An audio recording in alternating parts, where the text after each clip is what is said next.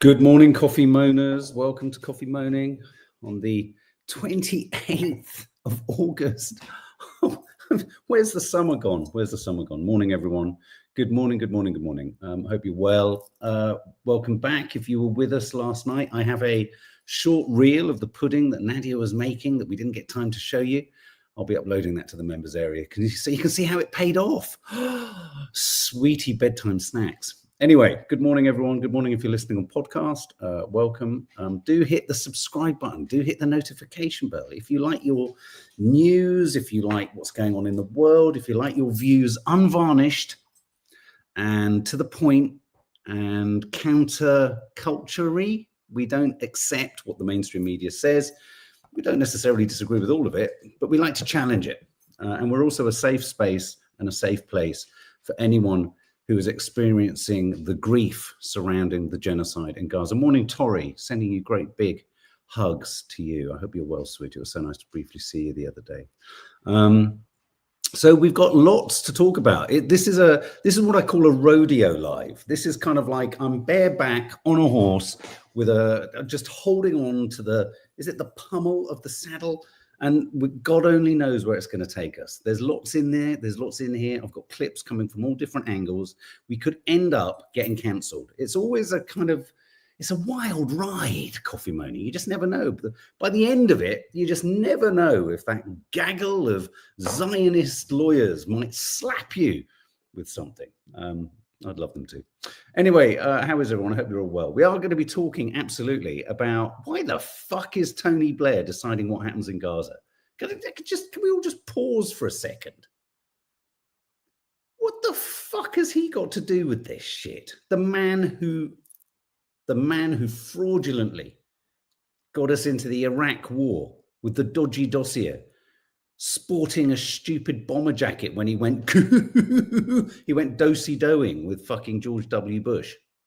We're going to be talking about that. We're going to be talking about more American and Israeli lies. For those of you listening, I'm demonstrating Pinocchio's nose. It's like liar, liar, pants on fire. It's like the world is just watching and I think we're all in shock. Because we can't actually believe people can lie this obviously. I thought I was bad with my hand in the Nutella jar. That's sophisticated, man. Sophisticated. Yeah, Tony Blair bollocking around the world, trouncing around the world in his fucking nasty kind of alligator skin shoes and his kind of rat-like features, kind of pretending he's some kind of fucking peacemaker. He makes me sick. Sorry, I know. He makes me sick to my absolute core. So we're going to talk about him. We're going to talk about more US and Israeli lies. We're going to talk about the absolute tragedy. Lee Durrant, happy birthday, mate. We're going to just get through the headlines. We'll sing you happy birthday. We're going to talk about the tragedy of the shooting in Minneapolis, which is being described by the authorities out there as a Catholic hate crime. But interestingly, I've noticed that the Zionist cause has sought to make it all about them. Apparently, he'd written something somewhere about something about someone. Oh, God. Sometimes you just feel that the Israeli lobby and the Israeli kind of victimization, it's like that person at a party, it's the pick-me boy. I never quite understood what they meant when they said, pick me. But you know what a pick-me boy is? Does anyone here know what a pick-me boy is? Everyone's singing you happy birthday, Lee. It's Lee's 42nd. Happy birthday, Lee. A pick-me boy is someone who just keeps kind of going on about how things are so bad for them so that they get sympathy. Well, I'll tell you one thing that Israel has managed to do is they've managed to run out of... Well, they haven't, though, have they? They haven't run out of sympathy. I'd rather have Blair there than leave it all to the American. I know, but me too. This is ever diminishing returns, isn't it? We've got the Prince of Darkness in Mandelson. We've got Tony. The thing about it, it's not that it's not good. I've thought exactly the same thought, if I'm brutally honest. Well, could he be the only grown-up in the room? But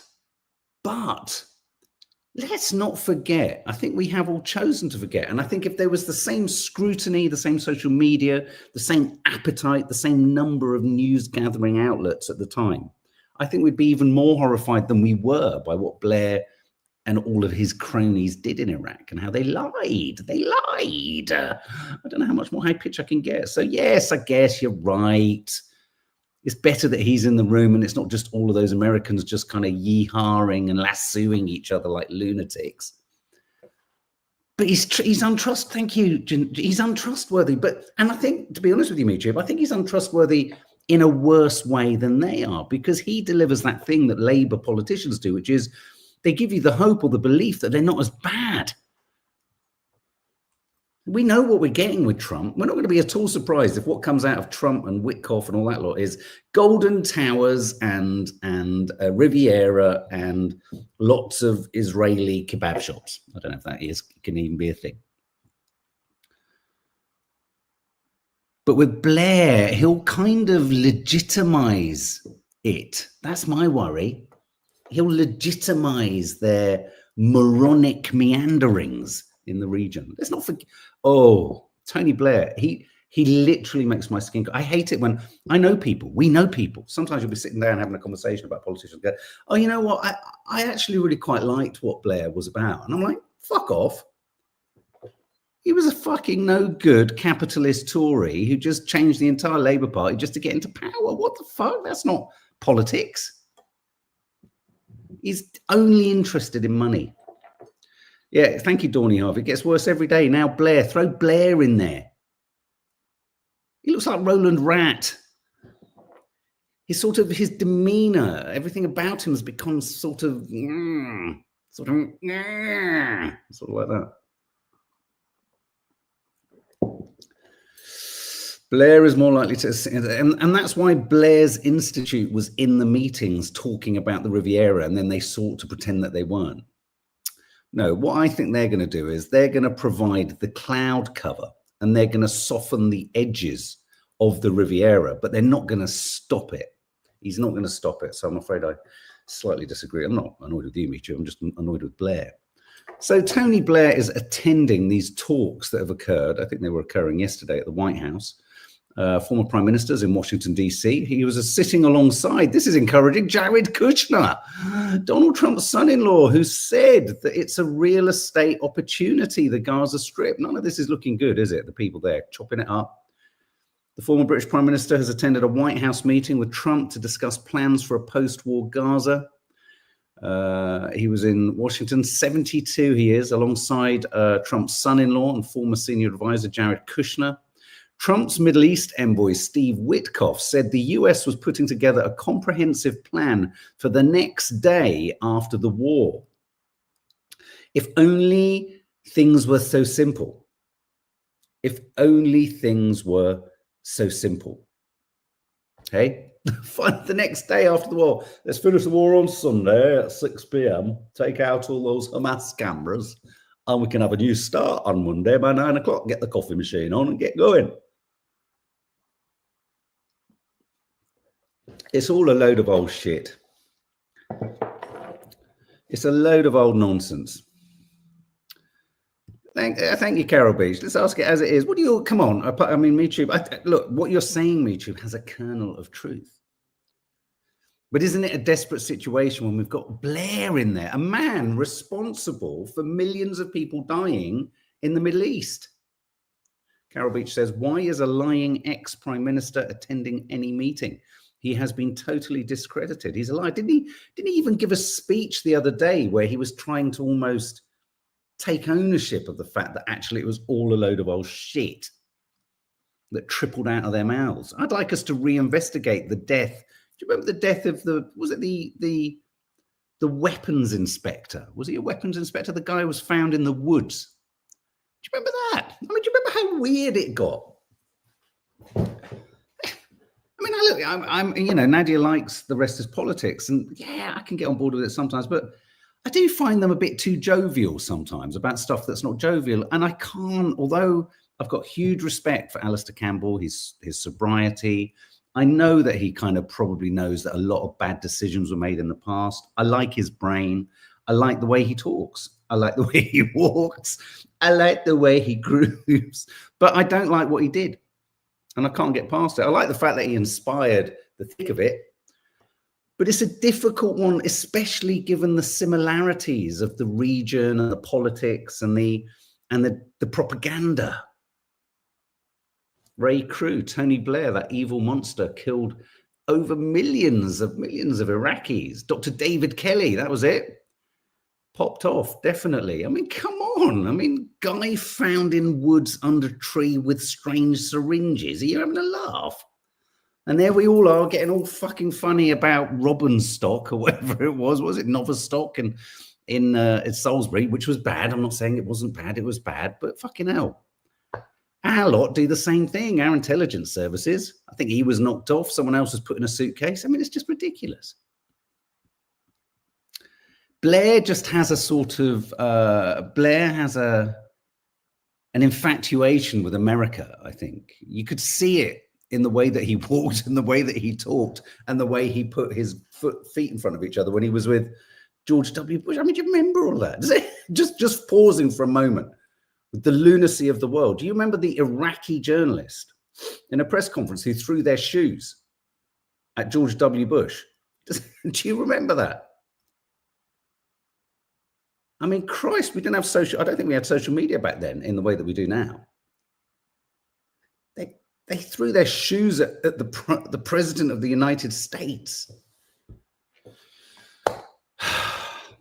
Me too. George, I'd rather have George Bush back. Suddenly, I mean, Margaret Thatcher, I couldn't believe 2 lives ago, we were talking about how Margaret Thatcher took a stronger position on Israel than anyone is now. I mean, why doesn't someone say that to Starmer? Oi, Starmer, even Thatcher stopped selling fucking arms to Israel as a punishment. I had a weird dream you've just broken my dream, Nicole F. So, I hope you're not in the room, Reese, or maybe you are in the room. Reese, I dreamt that Reese, one of our followers and one of our friends, married Sherry Blair. You've just broken my dream. It's a bizarre thing going on in my head. Anyway, let me just tell you what Steve Witkoff said, and then we're going to get into the more lies and secrets and lies of the US and Israelis.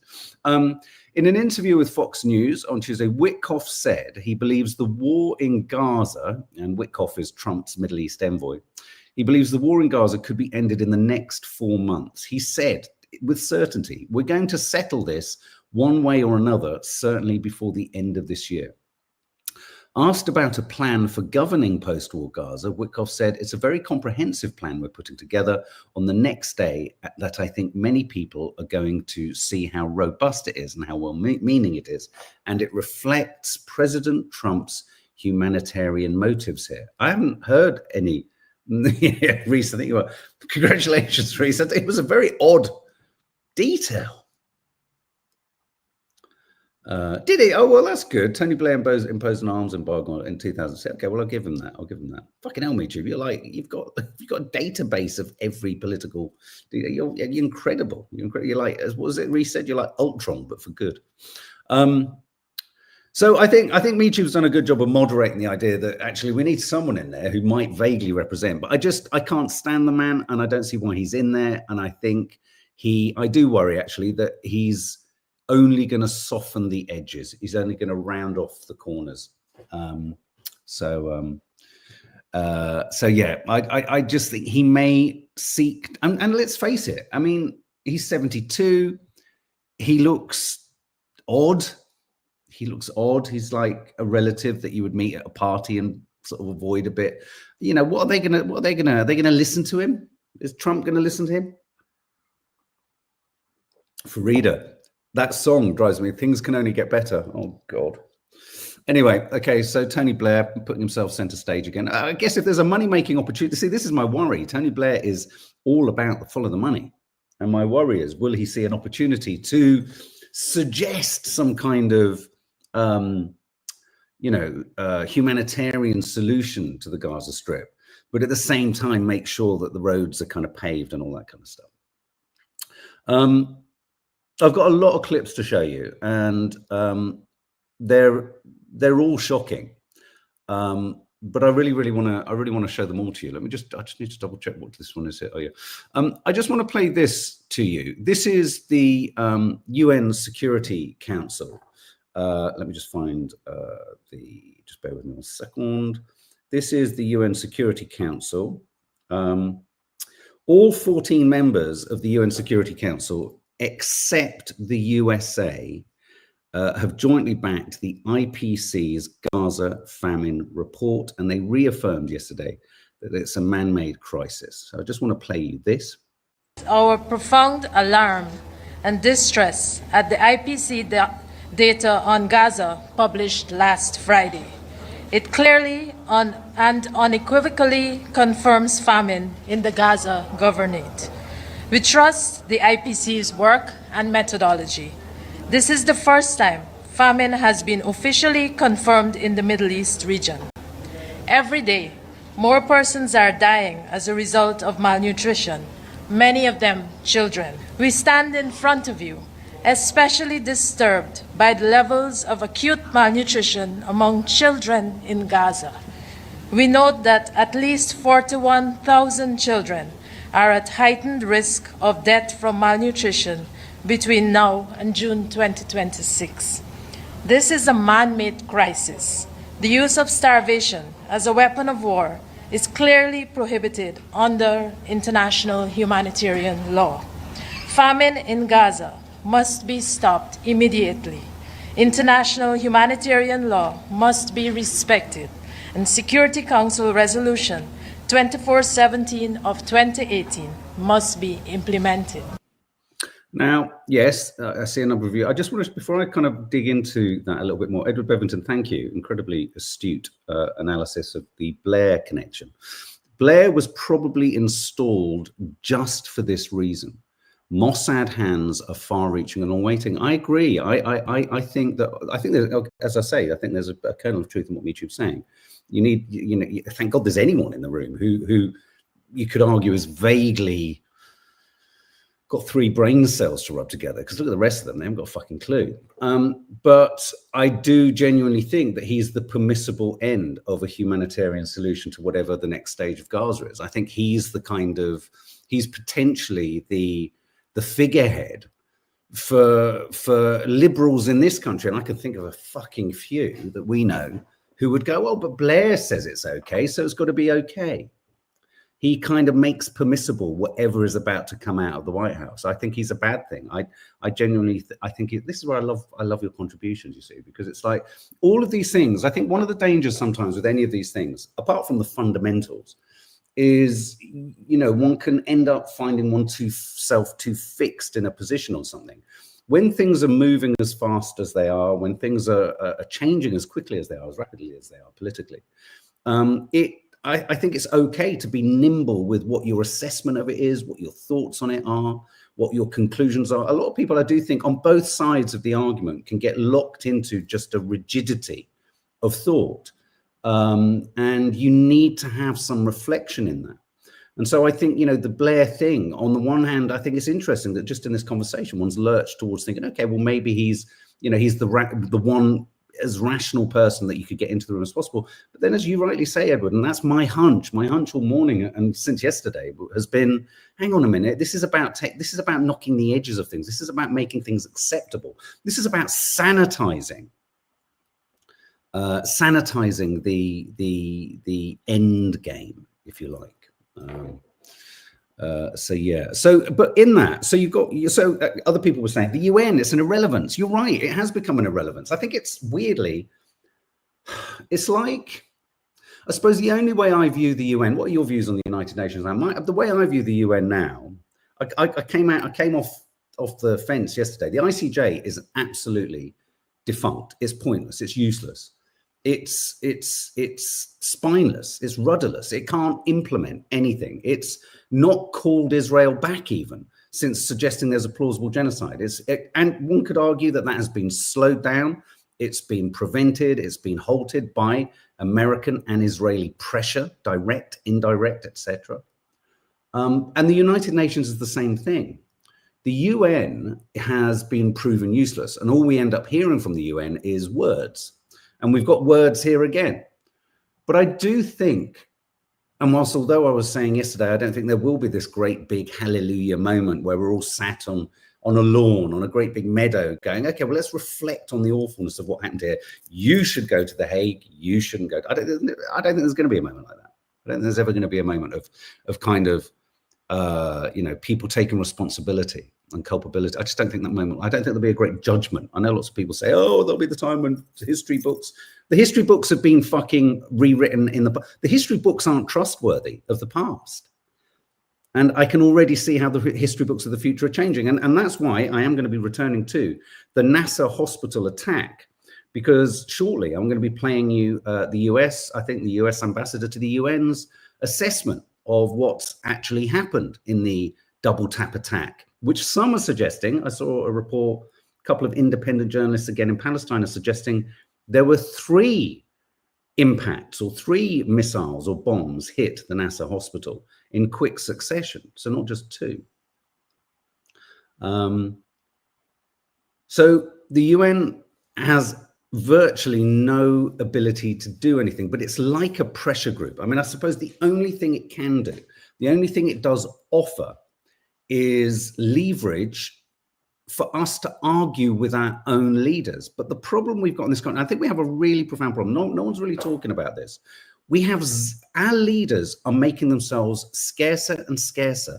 They are less and less available to be challenged or to be held accountable. I don't hear many questions being asked. Ironically, I hear more questions, albeit asked by a press pack that's been handpicked by Trump. I hear more questions asked of Trump and American politicians by the press pack in America than I do here. Does anyone else feel that? I don't see.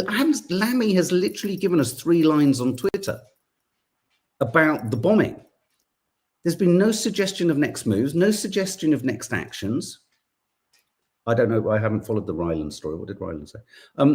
No, there's been nothing.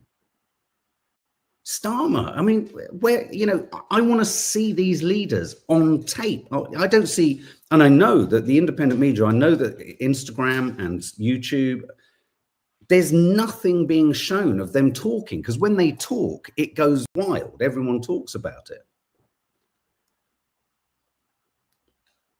Maya, there are accurate history books, Mark. Historians have fought and died for truth to be printed. The truth is always out there for people to find because most people refuse to be silenced.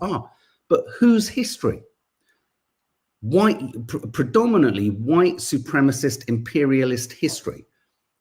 And unfortunately, records and the keeping of records across history suited those who were in control. So that's my point. I'm not suggesting there isn't accurate history, but I'm just saying a lot of history, one has to almost go back and interrogate it and do an audit of history. So in this UN Security Council announcement, all members agreed with the IPC's assessment of a famine. The only country to not agree was the USA. All 14 members of the UN Security Council, except the USA, backed the IPC's Gaza famine report. Once again, proving that unless America budges on anything, nothing is going to change in Israel. I'm now going to play you, I just want to get her name right. This is Dorothy Shea. She is the US ambassador to the UN. And she here describes, or rather defends, Israel's double tap attack on NASA hospital. And I sent this to Nadia at crack of dawn this morning, and I'm just, it's not even what she says is astonishing. It's the total lack of humanistic shift in her. It's the fact that she can say it, I find is like a horror story. Let me just open the door for it. For me, it's like this is like a horror film. When you look at I don't know if anyone else has this, but when I see these clips, I find myself almost examining them in extreme close-up for any twitch of conscience or humanity or moral strife. There's none. Check this out. Israel has expressed deep regret for harm to civilians and has already released findings from its investigation into the strikes on Nasser Hospital. The IDF concluded 6 Hamas members, one of whom had participated in the October 7th attacks, were killed when the IDF struck the site Hamas was using to monitor troops at the hospital. We note the prompt nature of this investigation and response and call on this council to condemn the continued use of civilian infrastructure by Hamas. Okay, let's just unpack that. So by the end of it, a catastrophic war crime has occurred. So this needs unpacking in many different ways. Let's assume they're right and the awfulness of God, wow, there was Hamas on a stairwell with a camera. So you've hit them first time. It still doesn't explain the second, and some are suggesting third strikes. So however you shape this, however you skin this, there is a war crime, a double tap war crime, where you have actively sought to kill those who've come in to rescue or to retrieve or help. But by the end of that short clip, she's managed to turn it round into a criticism again and a justification and a reparroting of Hamas using human civilians, human shields. I just want to unpack it bit by bit. Let's go back to the beginning. That Israel has expressed deep regret for. They have not expressed deep regret. He called it a tragic mishap, and then the IDF said it was an order. So they haven't expressed any regret. So that's a lie. And has already released findings from its investigation. So it's done its own investigation. Now, for anyone who has not been engaged with the situation in Palestine prior to October the 7th, there have been many instances in the past where the Israeli army have struck a hospital, struck somewhere, claiming, or probably accurately back in the day, that a rocket has been fired from somewhere in Gaza. When they've hit the hospital, they've killed too many civilians. There's been too much collateral damage. And I'm not joking or exaggerating. When me and Nadia first met, we would talk a lot about this stuff. Her family's Arabic, and I'd always had an interest in the region and in global politics, etc. And so when we talked about it, when these things happened, and we're talking about in the early either 2000s and the 2010s, it was standard practice that what would happen on one instance of, say, one missile hitting one hospital, and they'd claim they'd hit a mass operative, but actually they'd taken out loads of civilian casualties. What would happen, though it was difficult then to make out, but it would happen, was independent UN crime scene investigators would be taken in. And the debate back then would often be, how do we know they're being allowed access to the right parts if the IDF are the ones escorting them? There was the danger of, Hamas and getting to the site. But there was a shared assumption that you would get these UN observers, they were called, observers, in to analyze the scene and be able to literally investigate it like a crime scene. How can we trust that they've investigated this and come out with any result that's anything other than a sanctioning of Israeli atrocities?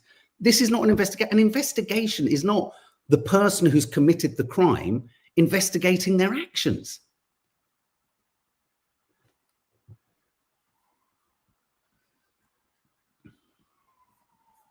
Shilly, I have an acquaintance who is pro-Israeli. I genuinely believe that these people have been brainwashed for years and physically cannot comprehend that the image they have created of Israel is fake. Well, I hate to say it. There's a kind of fanaticism and extremism that ironically, we are all encouraged to be afraid of in any other form, in Islam, in any other kind of extreme, extraordinary fanaticism, we're encouraged to go, oh, that's not right. But when it comes to Zionism or the Israeli, settler ideology, we're not allowed to call it what it is. It's a form of terrorism. Strikes on Nasser Hospital. The IDF concluded 6 Hamas members, one of whom had participated in the October. Now, Hamas have countered this by saying 2 of the so-called Hamas members that they say they killed in this strike, or these 2 strikes, or these 3 strikes, were dead yonks ago in the conflict. So they're now Israel are even throwing names at this of people that were killed yonks ago. It's just shocking how this woman can sit there. Were killed when the IDF struck the site Hamas was using to monitor troops at the hospital. So now we've discovered, I was being facetious when, a lot of people were going, what do you think of Hamas cameras? A Hamas camera. So what Israel have managed to do is say that any camera being used for any form of filming, chronicling, monitoring, God forbid, maybe you want to monitor so you're not going to get bombed, is a Hamas camera. So now anything that films in Gaza is a Hamas camera. We're dealing with madness. This is fundamentalism. This is as bad as we were told to think ISIS was. This is as bad as we're told to think, people jumping around in churches going bah, bah, bah, bah, bah. You can't argue with crazy. This is craziness. We note the prompt nature of this investigation and response and call on this. We notice the prompt nature of this investigation. The very promptness of the investigation, for me, and any normal, rational kind of thinking person, is proof that it's not an investigation. You can't find this stuff out that quickly. It's just appalling. It's just appalling. I'm just checking what other, yeah. I just to cheer us up a little bit. Do you remember the student who on GCSE day challenged the BBC reporter and said, I just want to protest the BBC's coverage of the crisis, the Gaza genocide, etc., etc. I just wanted to play this. It's not good news, but it's just a nice follow-up interview with, I think his name's Callum. I just thought it was nice to see him getting a little bit more attention. On the BBC on results day, and called them out publicly on their complicity in the genocide in Gaza, in Palestine in general. And it's just blew up. It went absolutely wild. Children are starving, children don't have an education, people my age can't go to university. And that's why I feel like it was so important to do specifically on results day, because it's setting the precedent. Okay, I've learned all this from my education. That's important. These are my results, but what's more important is people in Palestine, their access to education is really, really limited. And what it falls down to is it's just geographical luck. The only difference between me and a Palestinian is I was born in Liverpool and they were born in Palestine, and that's literally it. I want everyone to talk about it because that's how you get it out there, and that's how you actually do make a difference. The world can turn a blind eye to Palestinians, but we won't. If you're sitting in the living room with your mum and dad and they don't really know what's going on in Palestine, bring it up, talk about it. In my Year 6 Leavers Assembly, I played Jeremy Corbyn as a character. I had a little tweed blazer on and I had one line, and it was build bridges, not walls. So it's kind of my fate's been sealed for since the age of 10 for nearly 10 years now. I see Zara Sultan and Jeremy Corbyn, and I feel a lot of other people young people on the left as well, see them, and it's kind of just a beacon of hope. They have the spirit, and it's the spirit that I possess as well, and I feel it can actually get somewhere if more people possess that spirit. Oh, how refreshing. And there's such a sort of calmness to him.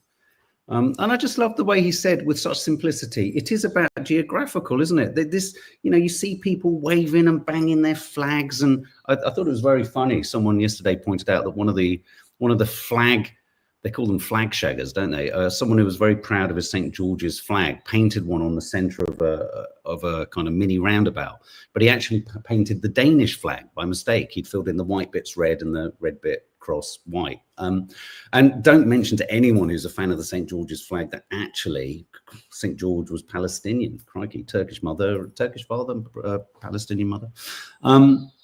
No anger, just words, Nora Doyle. Jackie Pugh, he'll be labeled as a snowflake. Yeah, I mean, anyone who talks calmly, anyone who has humanity is labeled as a kind of snowflake or a kind of, you know, it's perverse, isn't it? I mean, I know Australia hasn't garlanded themselves in greatness with this their recent, you know, a lot of people in Australia really are angry with the Australian government with how much they're kowtowing to the Israeli kind of regime. But when that politician said the other day, you know, strength isn't bombing children and starving people, that's not strength. Strength is pushing on. So, and so both there's the geographical aspect of just there, but for the grace of God, go all of us as to where we were born. My nan used to say that a lot. She'd say, God, aren't we lucky that we were born into this?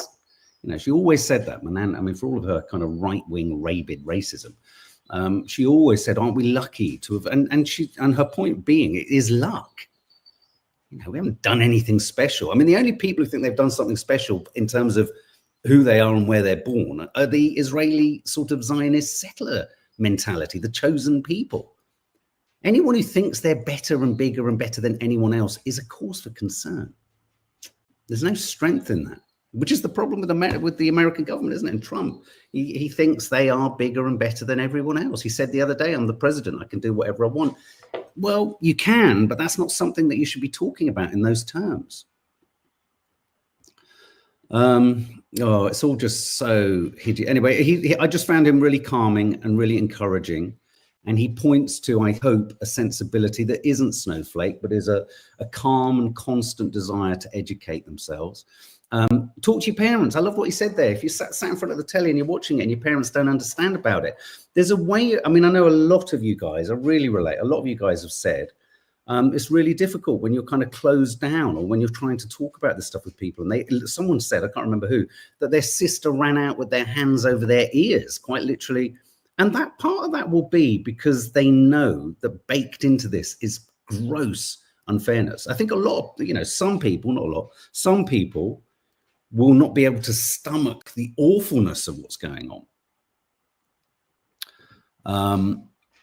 And so better to just ignore it, which speaks to the whole ignorance is bliss.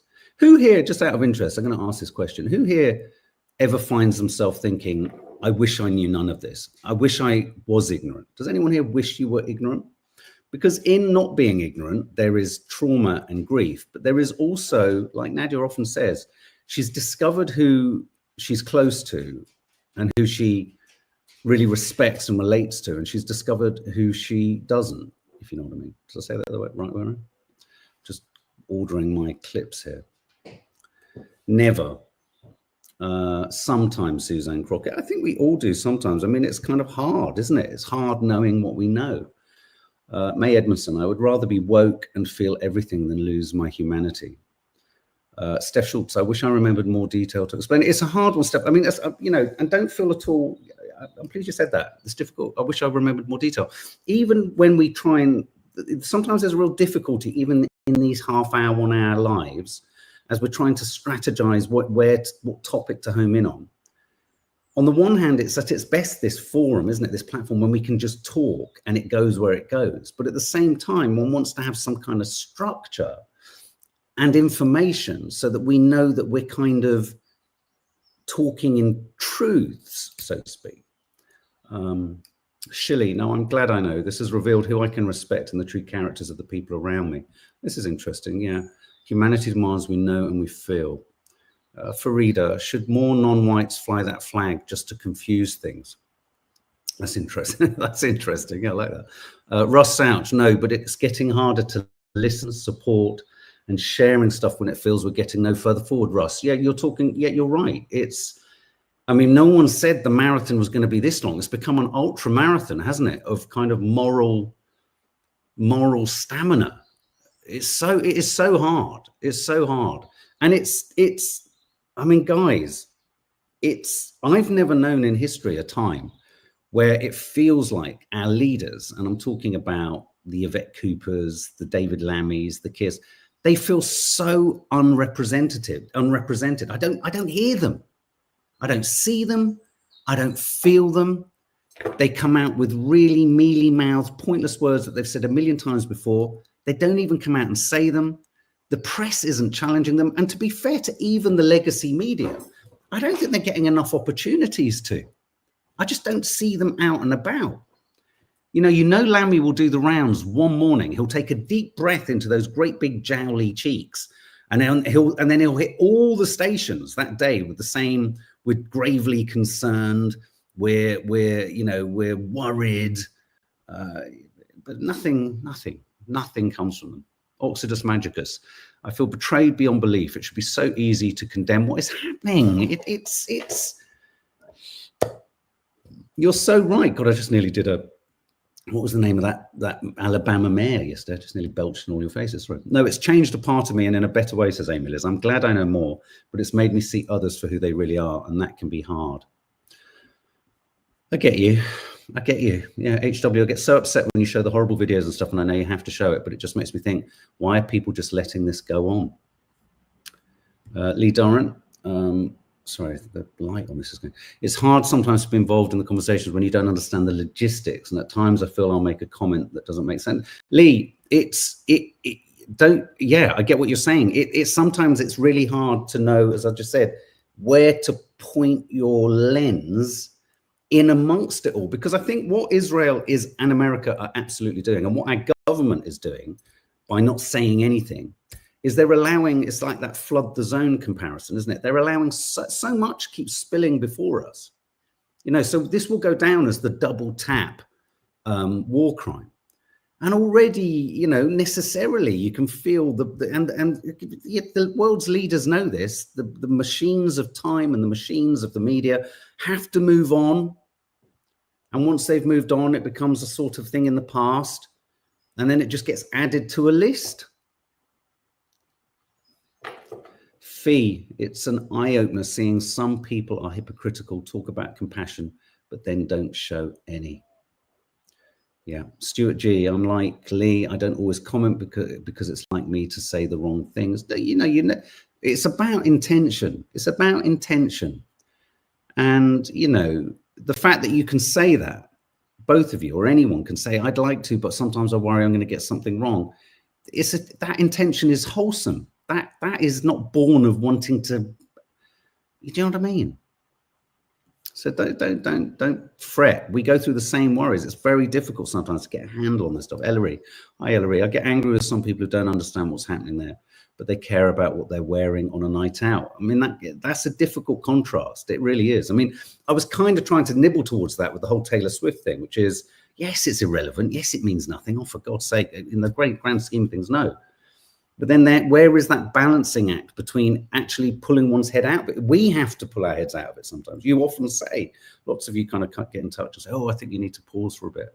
You know, Nadia is, from Sunday, I think Nadia's taking sort of some time away from all of this just to take 3 days to regroup and recalibrate, because we want her to have a break. We all need, you know, one needs to. But then at the same time, especially when you have a platform or Instagram, you have the ability to kind of reach a lot of people. You want to get it right.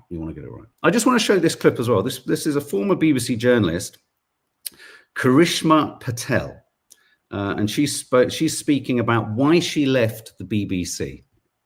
BBC over its Gaza coverage, which I thought was abysmal and wasn't journalism in any meaningful way. The BBC for nearly 2 years has been failing to hold Israel to account, has been failing to properly interrogate the claims Israel is making. It's been failing to do very basic journalism, and it's our public broadcaster, and this has caused irreparable damage. And especially in terms of its coverage of journalists, when Israel targets them, when Israel kills them, the BBC has amplified Israeli claims that have been made with no evidence. You know, it has said that the BBC understands X, Y, and Z without providing proper sourcing, things like that. So the BBC has massively failed the public. You know, we're all paying the license fee. It's our BBC. And essentially, its actions amount to genocide complicity. Essentially, its actions have put Palestinian journalists, but also, you know, doctors, teachers, children, everybody in Gaza at risk. And I'm talking about the BBC, but I do mean the entire mainstream media landscape. In failing to hold Israel to account, it has given Israel cover to commit this genocide. God, I can't disagree with the things she said there. I just want to share this comment here from Rebs. We've been made ignorant by design. I agree. You know, it's not conspiracy speak to start to work out or start to kind of feed, you know, when we homeschooled our kids. I was going to do a story about homeschooling. There was a lot of homeschooling chat on the radio yesterday. You know, all of these things are interconnected. You know, on the one hand, the system wants us educated and functioning enough to keep the system going, but they don't want us thinking too much so that we might question whether the system is right.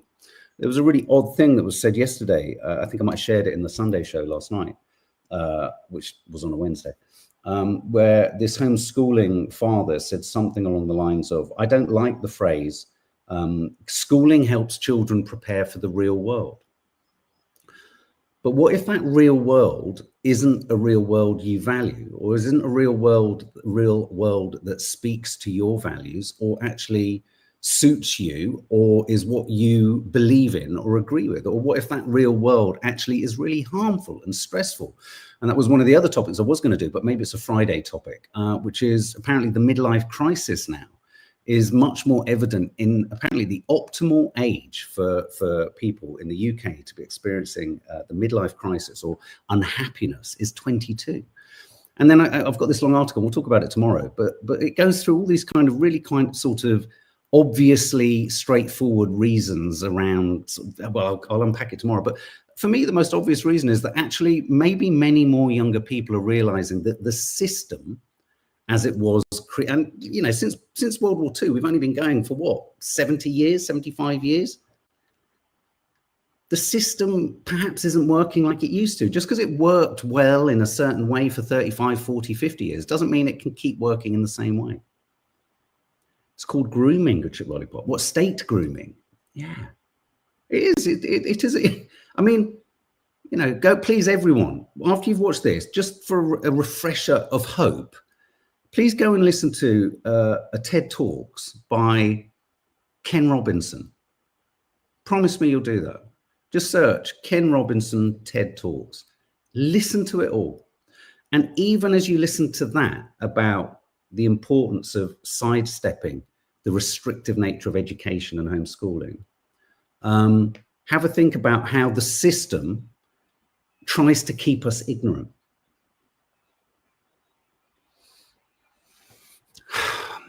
Just got this footage sent to me today. I was talking about how Keir Starmer hasn't been seen in a while. He's been found briefly, but no one asked him any probing questions because he was kind of tied up.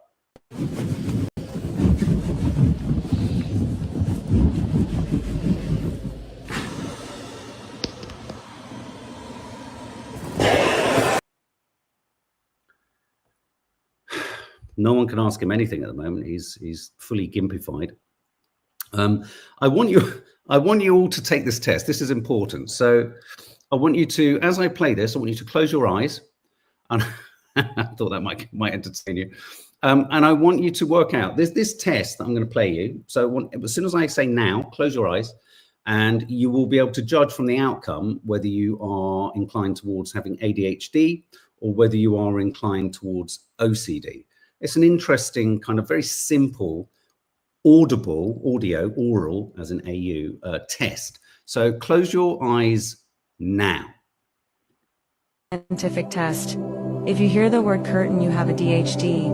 And if you hear the word purple, you have OCD. Close your eyes. 1 will play the sound in. 3 seconds.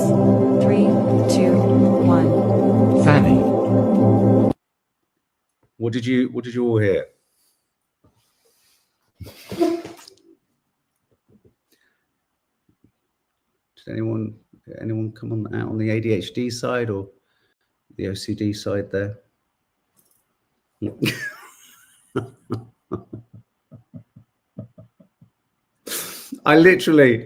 I was going through stories, I was downloading, I was ripping, I was pulling clips down, I was going through all this stuff. And then this popped up. It does that weird thing on Instagram, suddenly a reel came up. I did it, and I was pissing myself laughing. I was pissing myself, Fanny. Yeah, no, it's taking the piss. Leader, Mark. Oh God, you fascinate me. The way you continue to educate is amazing, and you do it in such an incredible. Oh, bless you, Lee. Bless you. You know, look, you have an open heart. If you have an open heart and an open mind, then you know the world isn't quite your oyster, but the world is a nicer place. But bless you, thank you, Lee. You devil. I just did this in the office. Says Heather Draper. Oh my God, I don't know. It really made me chuckle. I've got a couple of other clips. Let me show you this as well, because we're reaching 50 minutes, so we'll pull to an end now. But someone's done a very good thing where they've changed or transformed Donald Trump's voice into that of a 5th grader or 6th grader, and suddenly everything he says sounds quite rational. Anything. What if a bomb drops on your head right now? But they're okay. What if they broke it? I don't know. They broke it with Biden because Biden, they didn't respect him. They didn't respect Obama. They respect me. But let me tell you, Putin went through a hell of a lot with me. He went through a phony witch hunt where they used him and Russia. Russia. You ever hear of that deal? That was a phony Hunter Biden, Joe Biden scam. Hillary Clinton, Shifty Adam Schiff. It was a Democrat scam. And he had to go through that. And he did go through it. We didn't end up in a war. And he went through it. He was accused of all that stuff. He had nothing to do with it. It came out of Hunter Biden's bathroom. It came out of Hunter Biden's bedroom. It was disgusting. I mean, it's still nonsensical, but when pushed through the lens of a 3rd grader's toddler voice, you begin to realize what a giant toddler he is, isn't he? I mean, he literally is like, this is me. Now, I'm going to show you one final clip before we go. There was a moment there that I would have added a burp. What, from the Alabama mayor? Fucking hell, that was the burp of a Republican? I don't know.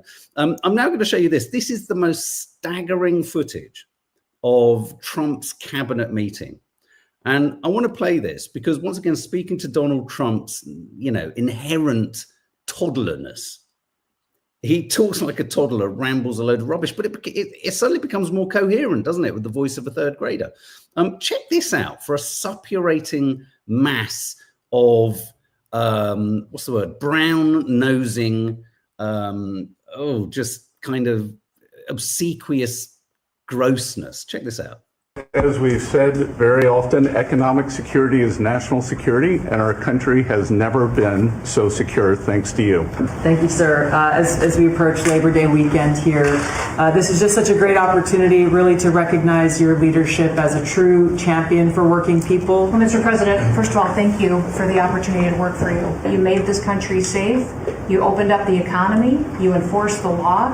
Now people can get up and provide for their families and go to work every day and be confident in that. Mr. President, I invite you to see your big, beautiful face on a banner in front of the Department of Labor, because you are really the transformational president of the American worker. Thank you for saving college football, by the way. We're all very grateful. The country just feels different. You are going to save the whales on the East Coast because of this. And there's only one thing I wish for, that Noble Committee finally gets its act together and realizes that you are the single finest candidate since this Nobel Award was ever talked about to receive that reward. Mr. President, it's pretty great to celebrate Labor Day with a builder who loves labor, who loves the men and women who have built this country, the people that sweat, that have great skills. This is the greatest cabinet working for the greatest president, and I just want to say thank you. I'm having the time of my life working for you, Mr. President.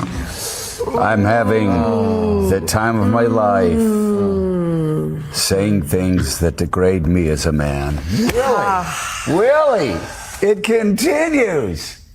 This is like part 2. At what point does personal pride come in? None of that. A lot of the guys we Check just that at heard the door. from there are these sort of self-described masters of the universe. Very Many of them successful in men. Wall Street. Yeah. The MAGA ethos of masculinity, of being an alpha male, all that. You just don't find more beta behavior than we saw around the table I was gonna yesterday. say, aren't they the ones that talk about beta males? Oh, yeah. Beta male. Rev, I mean, my Lord. It is. When Jesus told us to be humble, he wasn't talking about that. That is so unbecoming for any man. I searched the Bible. I can't find kings in the Bible that needed this kind of glory. I mean, you have to ask yourself the mentality of the president that he requires this or even allows this. Well, I mean, I wouldn't but- even allow it because it talks to your insecurity and self-doubt that you have to have this. Talks to your insecurity and self-doubt. I mean, it was Kim Jong-un-esque, wasn't it? As we went around the table. Did anyone else notice how RFK Jr. just opened his mouth and just the sound of a car reversing across gravel came out, but nothing understandable? I feel sick from all that gimping. The sound of latex. Oh my God, how low can you go? Guys, thank you so much for all of your contributions, all of your thoughts. You make this environment and this community what it is, and you make these lives what they are. Thank you so much. A brilliant summary, wasn't there, Reese, by Al Sharpton there? Yeah, absolutely brilliant. Do subscribe, do hit the notification bell. A home time landed last night, quite an interesting, emotional one regarding the Rosen method. Nadia's got an unfiltered up. I did a mental health chat, and something else is going to be landing tonight. And I Have to Stay Married will be coming soon too. But anyway, guys, thank you for all of your comments. Happy birthday again to you, Lee. Thank you for your very kind words. And just keep spreading the word. Just keep trying to gently help people understand this crisis, what's going on here.